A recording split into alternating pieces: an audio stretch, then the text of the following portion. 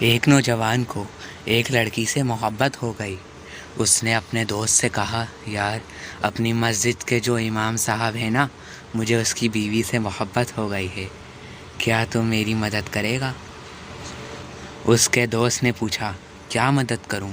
اس نے کہا، امام صاحب نماز پڑھ کر جلدی گھر چلے جاتے ہیں، میں چاہتا ہوں تو ان سے کوئی مسئلہ پوچھ کر انہیں اتنا الجھا دے کہ مجھے ان کی بیوی سے ملاقات کا اچھا خاصا وقت مل جائے۔ اس نے کہا، ٹھیک ہے میرے دوست، میں ایسا ہی کروں گا۔ وہ مسجد میں کبھی نہیں گیا تھا، دوست کے لیے جانے لگا۔ وہ روزانہ امام صاحب کو روکتا رہا، وہ بیچارے امام صاحب رکتے رہے اور کئی دن اس کے مسائل کی تفصیلی جواب دیتے رہے۔ مہینے گزر گئے۔ ایک دن اس کے ضمیر نے اس کو جھنجھوڑا کہ وہ مسجد کے امام صاحب کے ساتھ کتنا غلط کر رہا ہے۔ ندامت میں ڈوبے ہوئے لہجے میں اس نے امام صاحب سے کہا، حضرت مجھے معاف کر دیجئے۔ امام صاحب نے کہا، کیوں بھائی، کیا ہوا؟ اس نے کہا، دراصل مجھے مسئلہ نہیں پوچھنا ہوتا تھا، بلکہ میں اپنے دوست کی مدد کرتا تھا۔ وہ اور آپ کی بیوی ایک دوسرے سے محبت کرتے ہیں، آپ جلدی گھر چلے جاتے تھے، اس لیے اسے موقع نہیں ملتا تھا کہ آپ کی بیوی سے ملے۔ اپنے دوست کی مدد کے لیے میں آپ کو روکے رکھتا تھا۔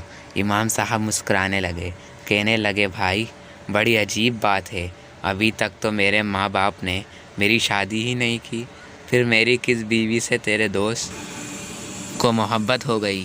نہ میری کوئی بہن ہے، نہ بیوی ہے۔ دوست سوچ میں ڈوب گیا، یہ کیا ہو گیا؟ یہ تو کچھ اور ہی معاملہ نکلا۔ امام صاحب نے کہا، یاد رکھو، رب کریم نے خود اعلان فرمایا ہے، ہم نے نیکوکاروں کے لیے نیک لوگوں کا انتخاب فرمایا ہے۔ وہ مجھے ایسی بیوی کیسے دے سکتا ہے جو کسی اور سے محبت کرتی ہو؟ دوست سوچ میں پڑ گیا کہ امام صاحب کی شادی ہی نہیں ہوئی تو میرا دوست کس کے پاس جاتا ہے؟ جب تحقیق کی تو پتہ چلا کہ وہ امام کی نہیں بلکہ اس کے گھر جا کر اس کی اپنی بیوی کے ساتھ ملتا تھا۔